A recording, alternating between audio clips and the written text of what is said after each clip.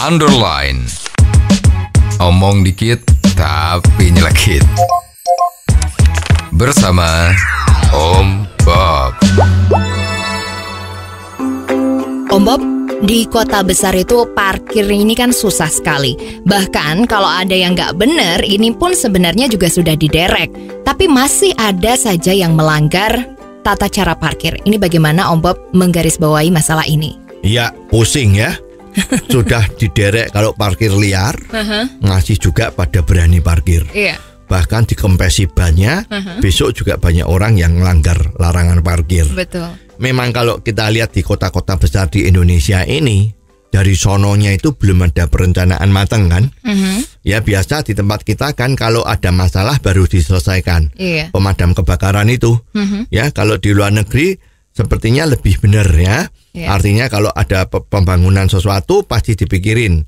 Ya nanti 5 tahun, 10 tahun yang akan datang itu gimana.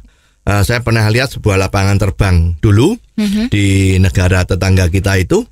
Pada saat lapangan terbang itu jadi, selesai dibuat, masih sepi betul. Yeah. Ya, mobil masih bisa hitung dengan 1-2 jari begitu. Jalannya kelihatannya terlalu lapang ya. Tapi ternyata 5 tahun kemudian jalan itu sudah penuh dengan mobil, ya, ramainya setengah mati, tetapi tidak macet. Kalau di Indonesia kan nggak seperti itu, ya. Masalah parkir ini memang harus dicarikan solusi yang benar. Menurut saya, seperti Jakarta maupun Surabaya dan kota-kota besar yang lain, itu memang sudah saatnya dibangun yang namanya gedung parkir. Okay. Gedung parkir yang fungsinya yang menampung mobil-mobil untuk parkir. Jadi supaya tidak parkir di jalan. Sekarang kalau jalan tidak boleh diparkir. Mobil mau berhenti di satu lokasi tertentu, mau parkir di mana? Ya kita lihat itu parkir-parkir bawah tanah yang di mal-mal dan gedung perkantoran itu juga sudah tidak muat. Jadi ini kan jadi pusing, semua pusing kan? Iya. Lebih bagus memang pemerintah daerah ya itu memberikan satu insentif kepada pengusaha untuk berinvestasi membangun gedung parkir, ya. Nah itu solusi yang terbagus dan tercepat adalah seperti itu. Tapi apa itu memungkinkan Om Bob untuk situasi seperti sekarang ini? Memang harus dipikirkan investasi yang dilakukan oleh swasta. Ini kalau pemerintah mikirin gedung parkir ya, janganlah ya. Pemerintah itu urusannya masih banyak kok, ya. Swasta dianjurkan untuk bangun gedung parkir, pasti ini harus diberi insentif. Artinya yang penting adalah peraturannya itu jangan bertele-tele, satu kan. Nomor 2, izinnya juga harus disederhanakan. Ya bila perlu izin untuk gedung parkir itu ya 1 bulan selesai. Jangan dipersulit. Dan juga yang paling penting itu investasi dari swasta ini kan harus kembali duitnya nih. Yeah.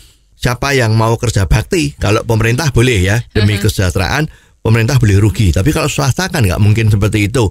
Nah, di sini yang paling penting adalah penentuan tarif parkirnya ini jangan ditentukan oleh pemerintah. Biarkan investor itu menentukan tarifnya sendiri. Kalau ROI dari gedung parkir ini bisa kembali dalam tempo katakanlah 3 atau 4 tahun, pasti semua orang akan beramai-ramai untuk membangun gedung parkir. Apabila ini terjadi, ya semua happy. Pemakai mobil happy, pemerintah daerah happy, polisi lalu lintas happy, nggak usah ribut-ribut, ya semua menjadi happy.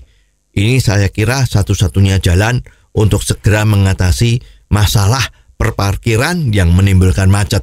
Di samping buat jalan baru, juga adanya gedung-gedung parkir akan sangat membantu. Oh, jadi begitu ya Om Bob. Jelas deh sekarang. Terima kasih Om Bob untuk waktunya. Sampai ketemu lagi di waktu yang akan datang. Untuk kritik dan saran, silahkan Anda bisa kirimkan email ke _ombob@gmail.com _ombob@gmail.com. Underline. Omong dikit tapi nyelekit. Bersama Om